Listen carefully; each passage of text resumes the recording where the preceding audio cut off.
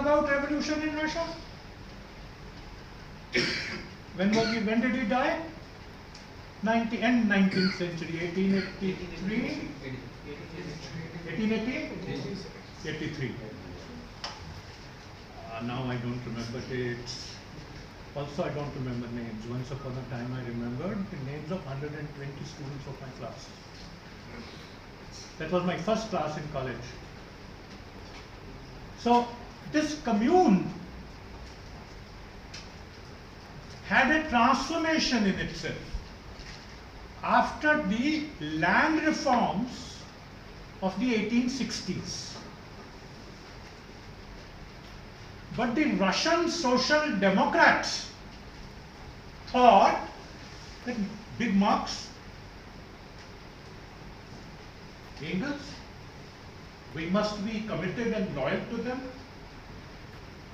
Revolution in Russia will come only through the communes. So they developed the idea that peasantism and peasant struggle will lead to the Russian Revolution. But what had happened was that the commune had become the pressure cooker of revolution, since the peasantism of common land had transformed itself into the kulak's land. Kulak is the landlord. Why? Because semi-capitalist principles had been added to the village political economy. Am I clear? No. Very simple. Common labor, I am working in the village, common labor, I am living together, we produce together, we collect it together, we share it fairly. And some will leave either for the priest or for the whoever, and everybody agrees, okay, this is good. It's not equal, it's fair. Which is also the word in ancient Greece, Moira.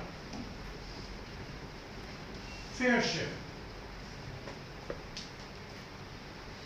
Now this, in the village, after introducing private land holding, you say, okay, 40% is private, 60% is common.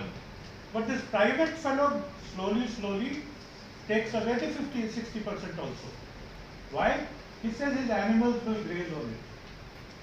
Why would he not graze on the 40% part of it? His man will work there, he will pay. So if he will pay, then he will take away the produce. So slowly and gradually, elements of individual appropriation started in the village commune. Lenin says, capitalism, elements of capitalism you find there, therefore the peasants. And he told the narodniks,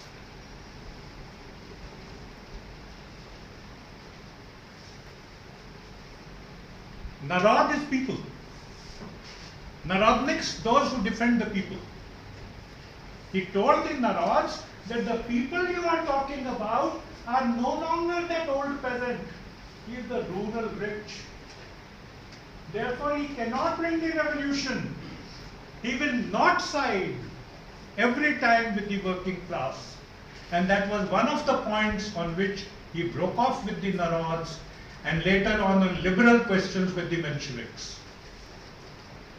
Therefore, Marx's writings on the Russian question are full of richness of experience as to how transitional societies, and transition is the word. Do you remember my first sentence? Please repeat it. No, one of you only. Have you written it down? Yes. Yes. No, there is one more sentence I thought. Okay. Sorry? Qualitative transformation. Revolutions are qualitative transformations.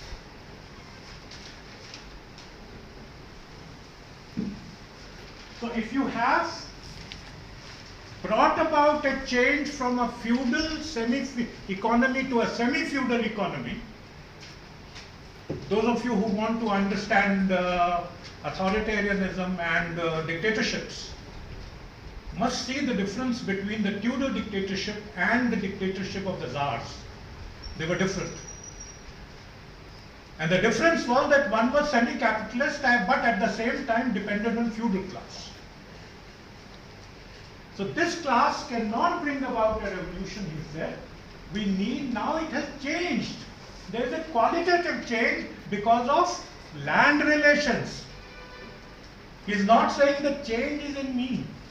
He is not saying ideas will change. He is saying situation will change ideas. Your sir would have taught you dialectical logic as to the role between theory and practice, and also between facts and theory. And if you put that together, then you would discover that Marx, not worrying about negating himself, would correct himself and say that it is possible to bring about a revolution if you don't depend on the working class, because the working class is sleeping. Please awaken the other classes. Maybe they will bring about the revolution. Not themselves. No. They cannot on their own bring about the revolution. They will have to ally with the working class. And that, to me, briefly, is a qualitative revolution. When steam turns into, when fire turns into steam. And now when artificial intelligence is there, that's the scientific revolution that we are in. And it is in this context I came across this very interesting book. You wanted me to talk about that. I don't know whether here or somewhere else. There is a book by this fellow, I've forgotten his name, the Inhuman, the postmodernist who wrote What is Postmodernism. In the Inhuman, he raises the question of whether you can preserve the human mind without the human body. Today. And if you look at the ecological crisis today, and Marx was concerned with ecological crisis, please don't say Marx was not interested in ecological crisis. He was interested in ecological crisis. And there's any number of his writings from which you can draw his positions. The Kyoto Protocols signed for 2050 are inadequate to meet the ecological disasters of tomorrow. That is what the meta-narrative of scientific revolution has done, based on Malthus, based on classical predatory political economy, and what we need to do is capture its socialist version before you move on to a socialist revolution. Here I would like to combine the theory of reform and the theory of revolution. If it is the time for reform, if it is for the time for build capitalist change, do not give socialist slogans. Otherwise, you will defeat both. It is the demand of the time that takes you further. I'm open to questions. There's still just about 7-8 minutes. Thank you for patiently listening to me, for giving me the honor, and suffering the confusion.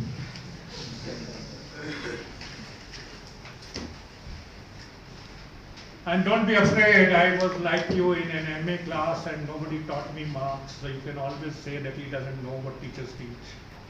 It's okay, ask. Don't be afraid, please, ask. Most brutal question that you want to ask. I'll wait here till 1 o'clock for you to ask. Yes? Want to ask? Yes, ask. Sir, give the explanation on the qualitative change, quantitative to qualitative change, as you given the vision and all these things, how it is leads to quantitative to qualitative change. Means unicellular to multicellular. Darwin was not able to explain that. But you said that Marx has given the explanation for that. Marx. Huh. So what is your question? So How do you go from quantitative to qualitative change? Yes. Is that your question? Yeah. Sure? Okay. Anyone else wanting to know on this topic? Sir, Yes, sir. slightly different question. No, on this topic. I'll give a brief answer, don't worry. I'll give you a chance. I'll miss my lunch, but I'll give you a chance. Don't worry. I'm not so hungry either. The question you have asked is in the field of dialectics.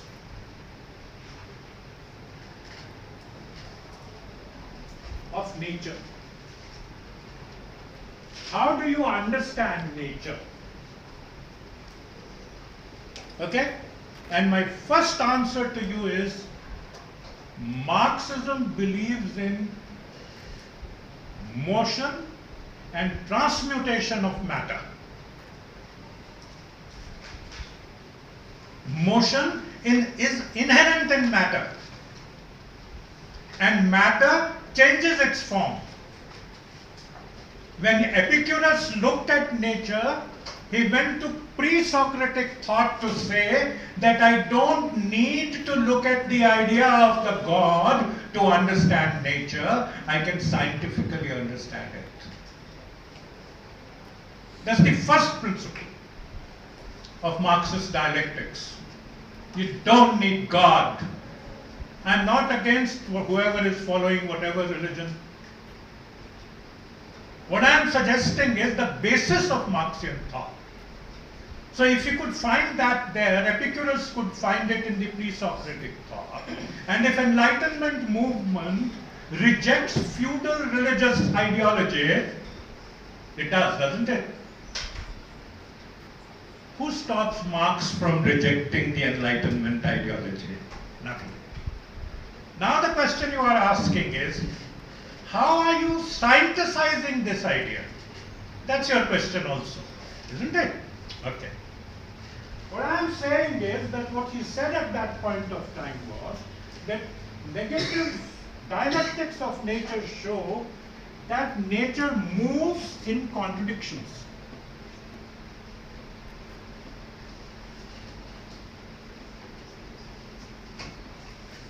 Yes? That's his idea. Somebody said, Rakesh, it doesn't move in contradictions. Then further scientific development was discovered, the atom was broken, and they found mesons. And in mesons also they found contradictions. There is a negative charge, there is a positive charge, and there is a neutral charge that balances the two. So interconnection and interpenetration of both. That's the third principle of dialectics of nature. Okay? These are opposites which are together.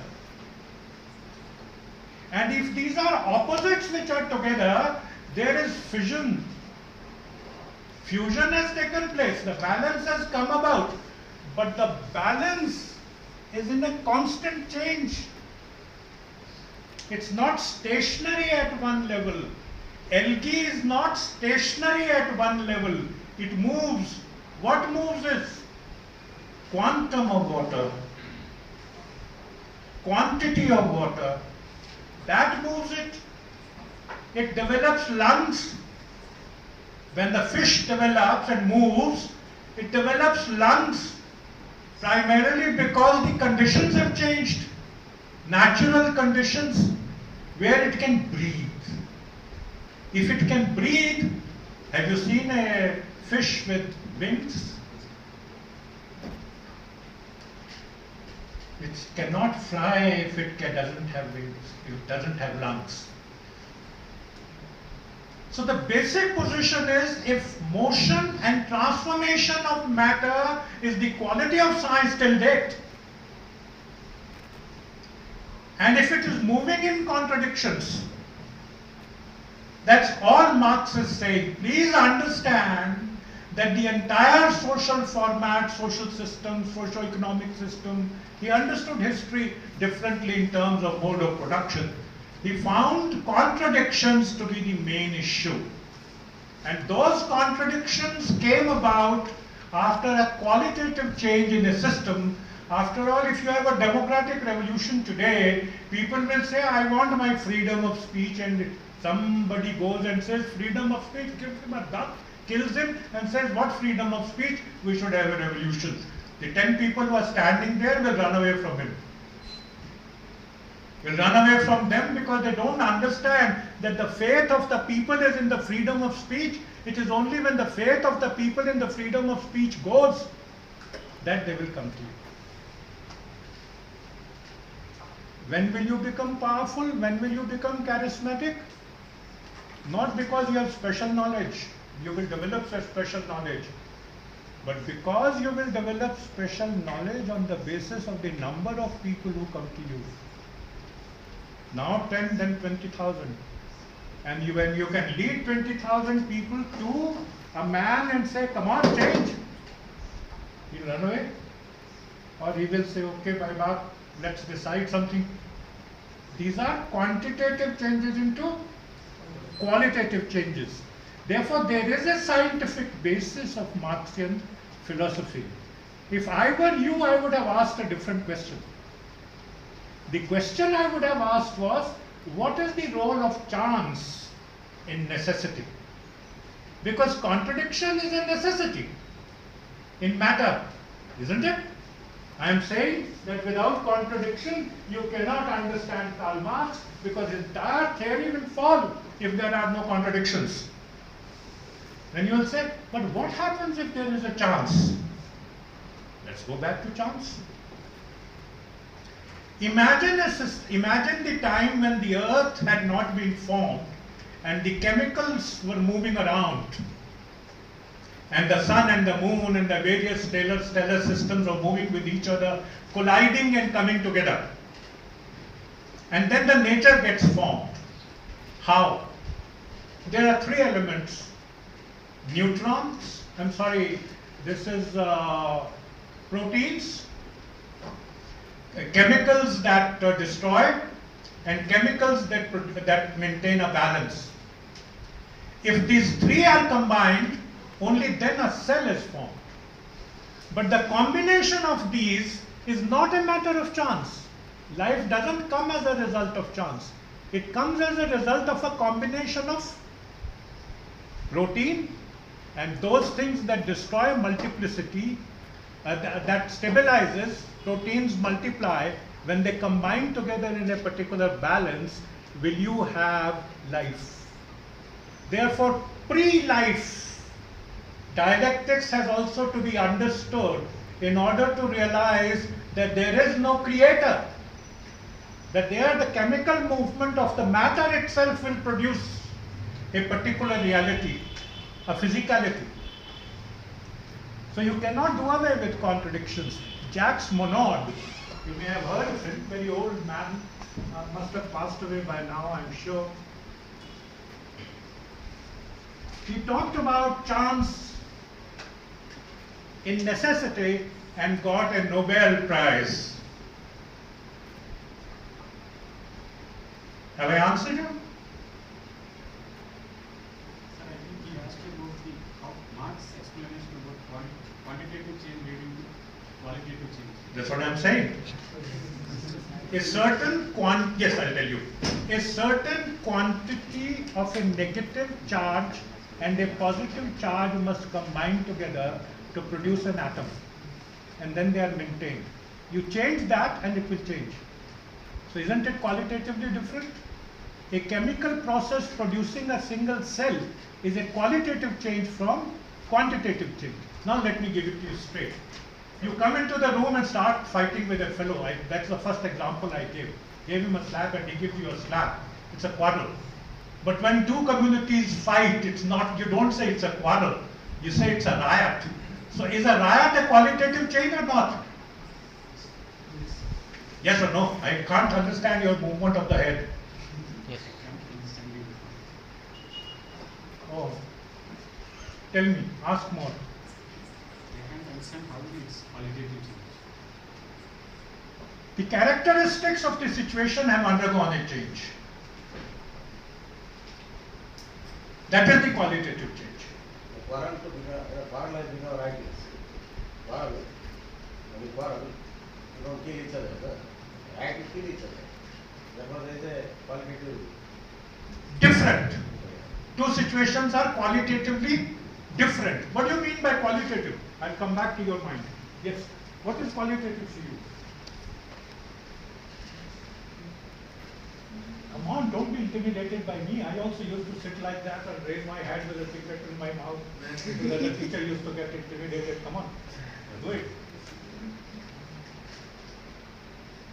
Qualitative, I think that Marx thought about the social, qualitative in terms of social, not in terms of biological qualitative. Oh yes, he did. Role of labor in the transition from ape to man is a very long process of hundreds of years, not a one sentence. Supposing I am walking on 4 legs and I want to survive. I am looking at nature and don't find anything around to eat. And then I very wondrously pick up something and eat. I find that my tummy is full.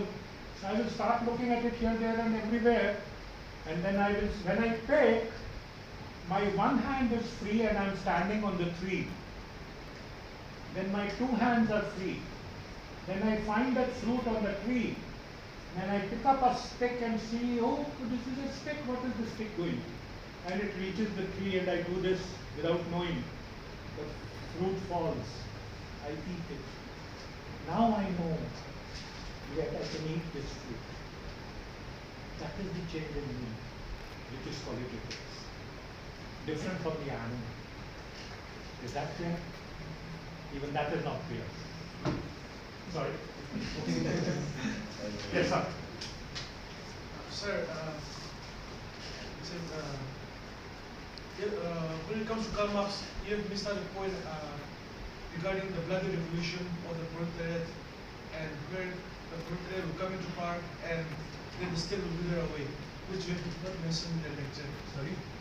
Which you have not mentioned. What have I not mentioned? That the bloody revolution and the proletariat will come into power and then the state will wither away. Yes. Yes. Yes. Scientific socialism. My topic was Marx on revolutions. My topic was not on Marx on scientific socialism. There are various reasons for state not withering away within the Marxist literature. And that is the imperialist state continues. So the Marxist state has to continue. But the Marxist state undergoes qualitative change also. Sorry, I'm using the word qualitative. From dictatorship of the proletariat to People's Republic, both in China and in Russia. We also need the state because the enemies of the working class have not gone away. So the idea of the state, if you read the critique of the Gotha program, you will find it there after revolution. And you will find it in Lenin and Mao both. Therefore the state continues. Now how can you remove the state in one country when you are surrounded by imperialist states all the time? You cannot. Therefore you have to think about it.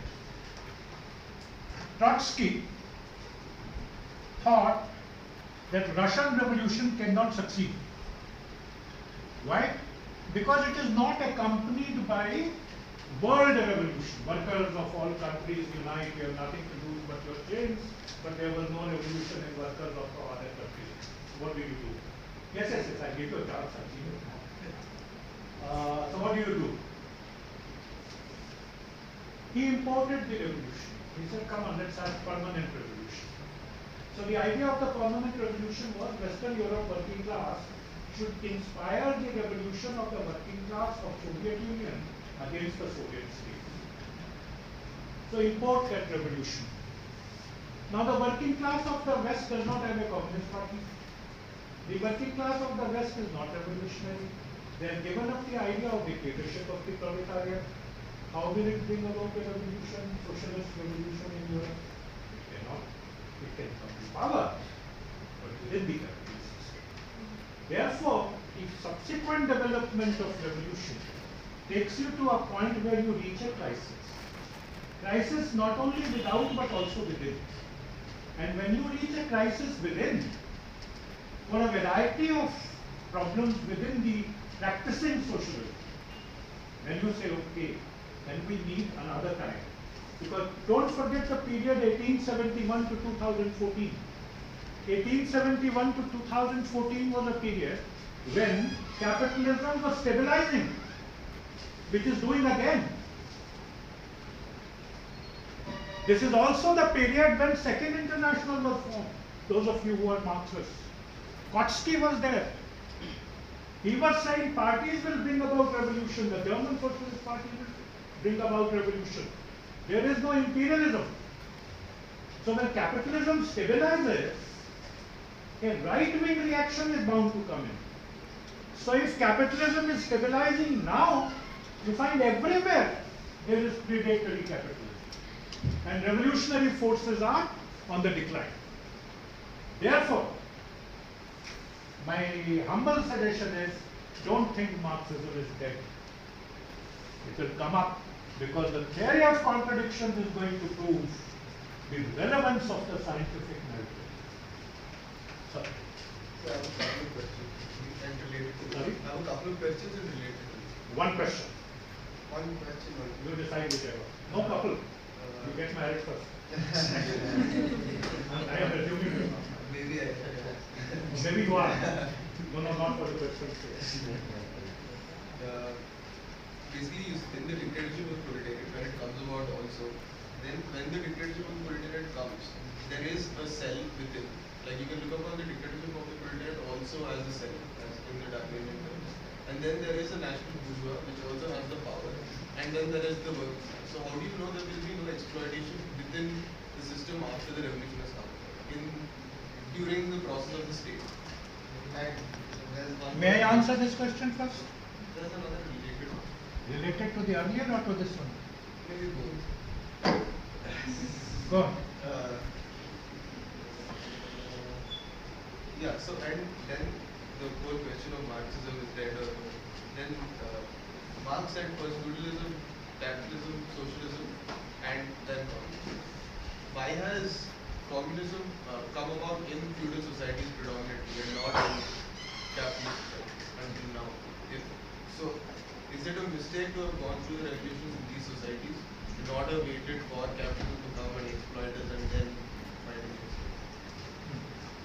Which feudal society there has been a socialist? I thought Russia was a feudal society. Huh? Russian feudal. Feudal. My understanding. No, it's I'm not okay. sure if you It's are- okay. Most of these societies Another country? are not predominantly. Another country?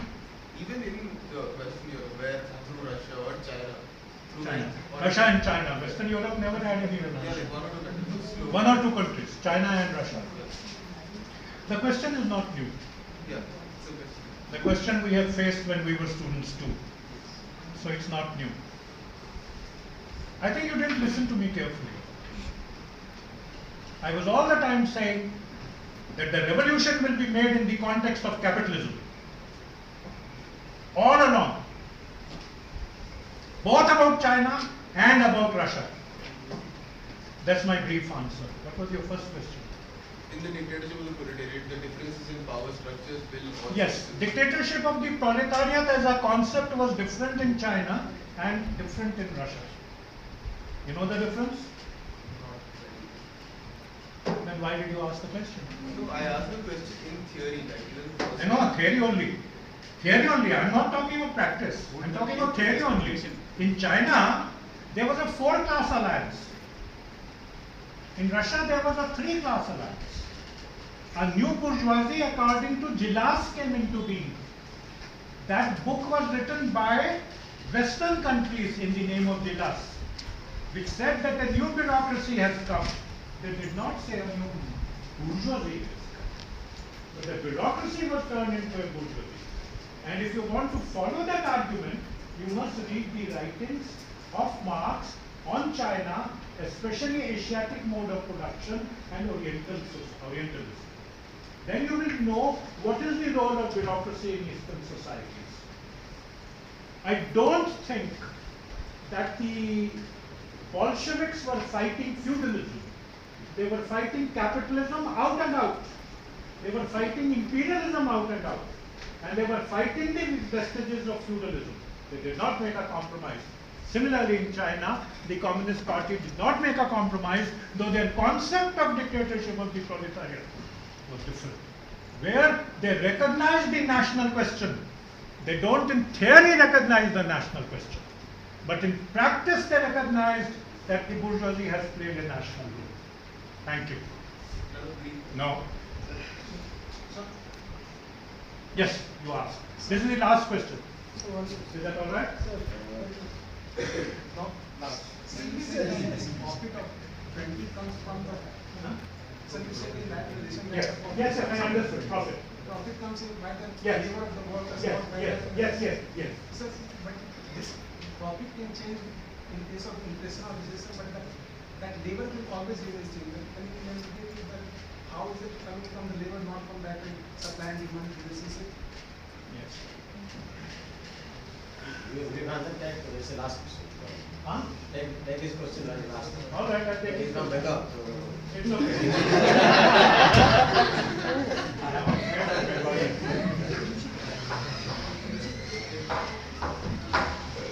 What is inflation? Prices go up. Yeah. What is depression? What happened in 1928? The Great Depression. Who caused it? Stock market. Industries. Industries caused the depression. The market Collapse. Okay. Working class didn't produce. Okay.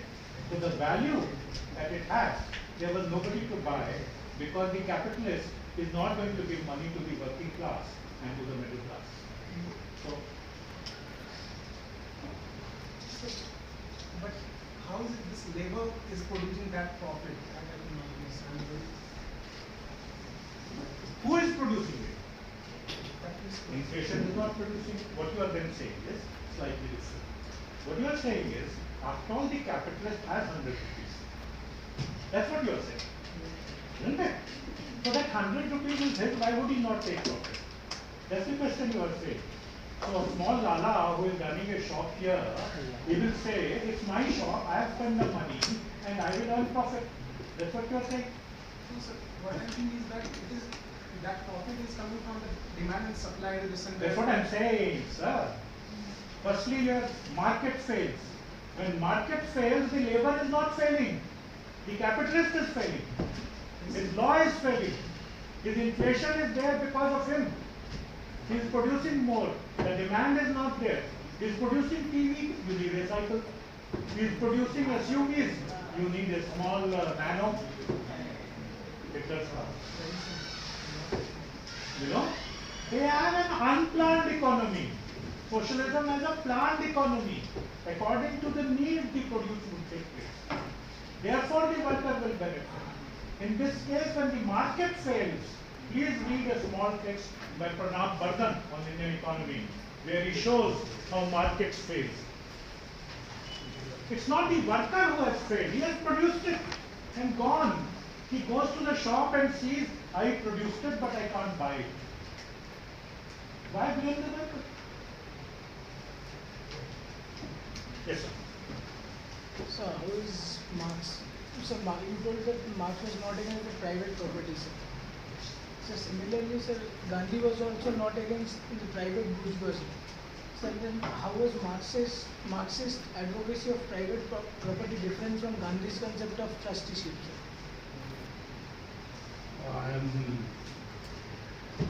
In BA, I read a book by Mashruwala, Gandhi and Marx. But to make you understand, okay, I did not say Marx was saying that private property and social production is the contradiction. I said that individual appropriation and social production is the contradiction. But individual appropriation is based on private property. Now, if he is against private property, he cannot be defending democratic revolution. private property also means property which is of use and property which is of profit. So he was opposed to the property which was for profit. He was not opposed to property which was for use. For example, I and you have property. But he will not be opposed to that because it is necessary for you to live. You are not exploiting another person by employing him and giving him less pay. It is the bourgeois who is doing this. So he is the appropriator. Am I clear? Gandhi. What does Gandhi do? He wears a langot and the chadar over him, takes the danda, does a salt satyagraha, sits everywhere. Where does he live? Birla House. Who pays for Gandhi's image? It's Birla.